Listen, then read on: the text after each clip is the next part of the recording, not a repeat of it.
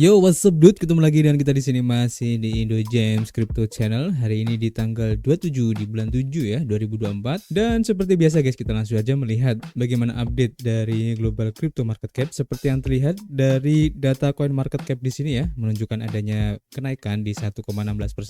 Begitu juga untuk Fear and Greed Index di poin 63 ya, masih di area greed yang mengindikasikan bahwa transaksi yang terjadi pada Bitcoin ini cukup lumayan tinggi guys ya. Nah, di sini tentu saja semuanya adalah efek kontribusi dari Bitcoin dan juga teman-teman nongkrongnya di sini guys. Kalau kita lihat ya dalam waktu 24 jam ke belakang ini untuk Bitcoin naik ya di 1,3% dan mempertahankan harganya di 68 ribuan dolar guys. Dan disusul oleh Ethereum meskipun bisa dibilang masih sideways ya setelah terjadi penurunan di 0,7% aja ya. Nanti kita akan coba lihat lebih jelasnya di grafik. Kemudian untuk Solana ada kenaikan di 3,7%. Kemudian untuk XRP masih bisa dibilang sideways ya, perubahannya tidak terlalu signifikan di 0,1% aja. Dan beberapa altcoin kalau kita lihat di sini cukup bervariasi tapi didominasi menghijau ya, dan perubahannya antara 1 sampai 2%. Kalian bisa cek sendiri untuk lebih lengkapnya di CoinMarketCap. Kemudian selanjutnya kalau kita lihat di sini ya, untuk perkembangan dari perubahan harga Bitcoin terlihat di sini guys, sudah menghijau ya di weekend kali ini, dan kita doakan dan kita harapkan ya semoga besok pada saat close candle untuk kenaikan Bitcoin ini bisa berlanjut ya dan mencoba retest lagi di 70.000 dolar ya. Dan kalau kita lihat dari pola yang terbentuk tampaknya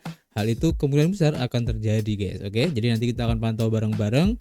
Dan untuk perkembangan dari pergerakan harga Ethereum ya setelah ETF diperdagangkan kemarin, ternyata ada penurunan ya yang di-trigger adanya beberapa pihak yang mengambil taking profit dan juga beberapa entitas yang juga mengambil taking profit juga guys. Dan untuk lebih lengkapnya nanti kita akan bahas di info hari ini guys. Oke. Dan seperti biasa kita sudah mengumpulkan beberapa informasi yang cukup menarik juga ya. Yang pertama kita lansir dari Crypto Potato, diinformasikan bahwa RFK Junior ya atau Robert F. Kennedy Junior yang mengusulkan untuk pembelian Bitcoin secara besar-besaran ya, dan tujuannya untuk bisa mencocokkan ya cadangan emas Amerika Serikat dengan Bitcoin guys. Nah, ini menarik ya. Dan mungkin ini bisa dibilang sebagai salah satu triggernya. Jadi kandidat Presiden Amerika Serikat Robert F. Kennedy Jr. memiliki rencana besar ya untuk adopsi Bitcoin di Amerika dengan menyatakan bahwa ia akan mengambil langkah yang lebih jauh ya dari Donald Trump. Kennedy mengusulkan agar pemerintah federal membeli Bitcoin hingga kepemilikannya itu bisa menyamai nilai cadangan emas negara guys. Dan untuk informasi, untuk cadangan emas Amerika Serikat saat ini sekitar 8.133 ton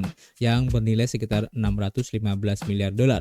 Jadi jumlah Bitcoin ini setara dengan sekitar 9,4 juta Bitcoin guys, yang merupakan hampir sekitar 45% dari total pasokan. Wow, ini sangatlah mengejutkan sekali ya.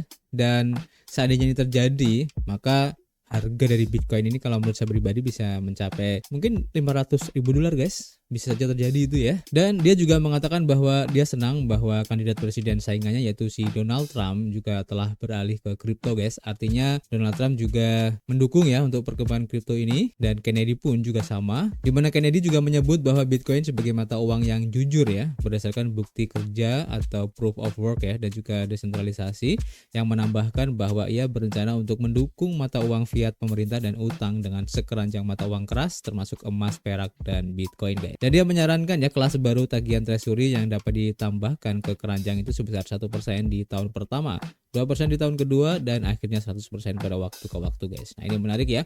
Jadi kita tunggu aja usulan dari RFK Junior ini apakah bisa menjadi sesuatu yang bisa direalisasikan ke depannya. Ini cukup menarik ya, apalagi berhubungan dengan Bitcoin ini guys. Ini keren banget. Nanti kita akan update lagi. Dan selanjutnya untuk informasi berikutnya dari Cointelegraph ya, diinformasikan di sini bahwa untuk arus keluar bersih ya dari Grayscale Ethereum Trust ETF yang mencapai 1,5 miliar dolar ya, dan itu bisa dibilang sebagai salah satu sebab ya kenapa Ethereum hari ini atau mungkin minggu ini turun ya. Jadi arus keluar dari Grayscale Ethereum Trust ETF atau ETHE telah mencapai lebih dari 1,5 miliar dolar dengan arus keluar bersih sebesar 356 juta dolar ya dalam satu hari pada tanggal 26 Juli kemarin.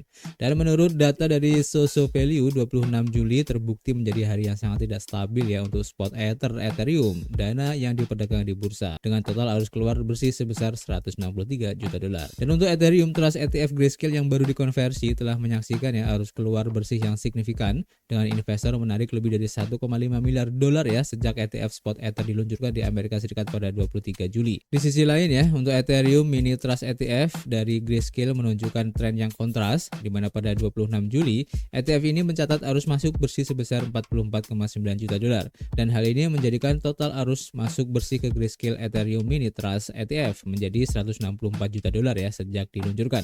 Namun untuk iShares Ethereum Trust ETF dari BlackRock lah yang paling banyak menarik minat investor ya, dan ETHA memiliki arus masuk bersih sebesar 87,2 juta dolar ya pada 26 Juli, mendorong total arus masuk bersih menjadi 442 juta dolar guys. Oke. Jadi untuk sementara kita akan terus pantau ya perkembangan terbaru dari ETF Ethereum Spot ini, akankah bisa menyusul ya seperti kesuksesan pada Bitcoin ETF kemarin, karena kalau bisa saja itu terjadi maka bisa saja ini akan men-trigger pergerakan harga Ethereum bisa lebih tinggi lagi guys. Oke. Selanjutnya diinformasikan dari CoinGecko diinformasikan ya bahwa di sini untuk VanEck mengisyaratkan akan memperkenalkan produk ETF Solana guys. Jadi VanEck telah mengindikasikan ya kemungkinan untuk memperkenalkan ETF Solana Spot, didorong oleh minat yang signifikan ya dari para peserta pada konferensi Bitcoin baru-baru ini.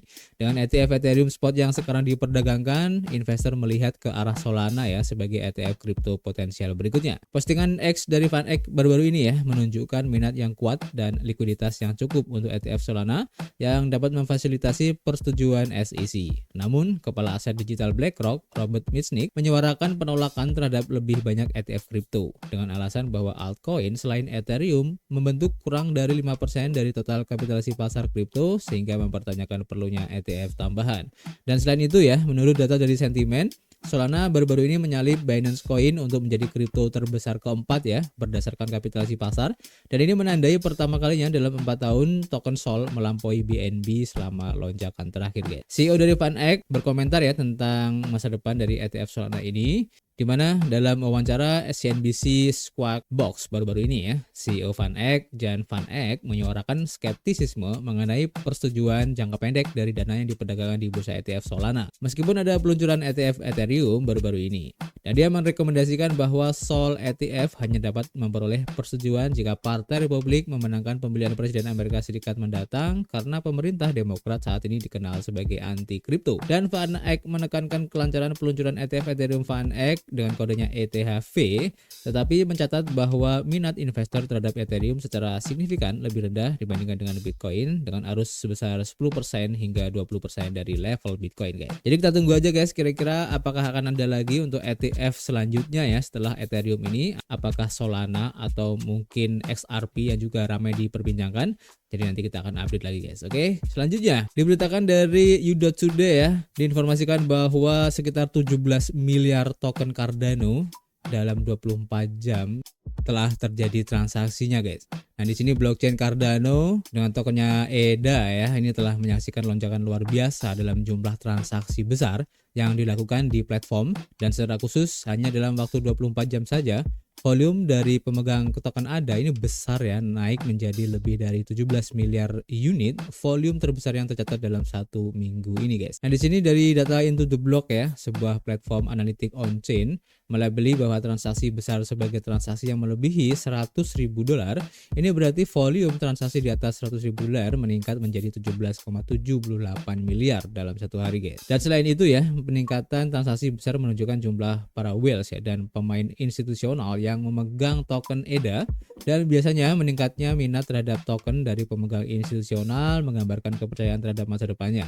Dan untuk token ADA, volume 17,9 miliar dalam 24 jam dapat menandakan kenaikan harga mata uang kripto dalam waktu dekat ini. Jadi pembaruan terbaru ya seperti munculnya Cardano Chain Upgrade yang mungkin telah memicu ekspektasi yang lebih tinggi ya untuk token ADA, dan para investor juga merasa dapat mengandalkan ya peningkatan ini untuk mendorong harga yang lebih tinggi ya untuk token ADA, sehingga meningkatkan investasi mereka. Dan selain itu ada spekulasi yang sedang berlangsung ya bahwa Cardano bisa menjadi kripto berikutnya ya yang mengantongi persetujuan untuk Exchange Trade Fund atau ETF. Dan kendaraan investasi ini dipandang sebagai opsi yang lebih aman bagi peserta di sektor keuangan tradisional. Dan meningkatnya minat dari mereka dapat menyebabkan peningkatan adopsi yang dapat mempengaruhi harga token ADA ini guys. Jadi semakin menarik ya, apakah nanti untuk token ADA juga akan menjadi kompetitor ya bagi ETF selanjutnya yang mungkin akan didaftarkan ke SEC di samping Solana dan juga XRP yang cukup ramai juga ya. Dan datanglah Cardano dan tidak menutup kemungkinan ya akan ada altcoin yang lain, mungkin ada Cosmos atau mungkin dari Polkadot dan lain-lain ya. Dan khususnya bisa kita lihat dari mungkin 10 besar ya dari urutan coin market cap ya. Itu bisa saja terjadi guys. Jadi kita tunggu aja nanti untuk update dari ETF ini. Dan selanjutnya untuk informasi yang terakhir ya, kita lansir dari bitcoin.com diinformasikan bahwa Filipina ini berencana guys untuk memperkenalkan CBDC Grocer pada tahun 2029 ini guys. Wow, cepat sekali ya. Dimana Bank Sentral Filipina yaitu Bangko Sentral Pilipinas atau BSP berencana untuk memperkenalkan mata uang digital Bank Sentral Grocer atau CBDC ya pada tahun 2029 ini. Dan sesuai dengan masa jabatan Gubernur BSP Eli Remolona Junior. Dan gubernur sebelumnya telah mengindikasikan ya bahwa Bank Sentral dapat meluncurkan CBDC dalam masa jabatannya selama 6 tahun yang akan berakhir pada tahun 2029.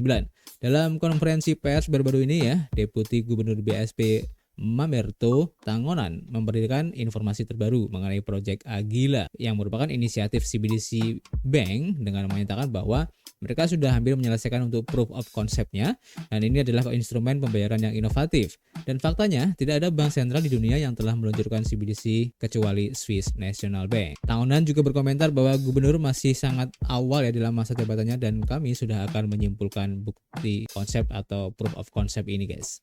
Nah lebih lanjut ya, dia menyatakan bahwa jika setelah proof of concept yang sekarang membawa literasi dan pengetahuan BSP dan bank-bank ke tingkat di mana mereka siap untuk meluncurkannya, maka hanya pada saat itu kita akan membuat keputusan apakah akan pergi atau tidak pergi guys. Dan bila berpendapat ini adalah hal yang baru dan mereka harus memastikan ya bahwa mereka dapat menawarkan dan mengoperasikannya. Dan ini adalah mata uang digital yang dikeluarkan BSP sehingga mereka harus memastikan ya bahwa mereka dapat menawarkannya, memeliharanya dan mengoperasikannya dengan aman dan bahwa bank-bank juga dapat melakukan hal yang sama dan mereka memiliki kasus penggunaan bisnis untuk itu guys. Dan proyek Agila ini yang diluncurkan pada tahun Desember 2022 dan sebelumnya dikenal sebagai proyek CBDC PH adalah inisiatif 2 tahap untuk mengeksplorasi teknologi CBDC dan menilai potensi untuk meningkatkan sistem pembayaran bernilai besar. Dan pada Juli 2023, BSP memilih Hyperledger Fabric sebagai teknologi buku besar terdistribusi ya untuk fase pertama,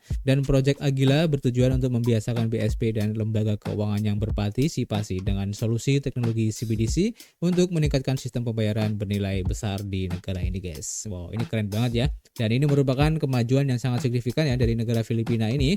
Dan pertanyaannya, kapan Indonesia akan segera memperkenalkan CBDC-nya guys? Oke, kalian tulis saja di kolom komentar jika mengetahui tentang CBDC di negara kita ini ya untuk perkembangan terbarunya. Dan untuk informasi hari ini cukup ya, nanti kita akan sambung lagi. Dan untuk rekomendasi proyek baru nanti kita akan share di Telegram. Kalian mampir aja di situ. Seperti biasa, kita masih menunggu kritik dan saran kalian di kolom komentar. Nanti kita bisa ngobrol banyak di dalamnya. Dan tentu saja, kita akan ketemu lagi di informasi berikutnya. Peace.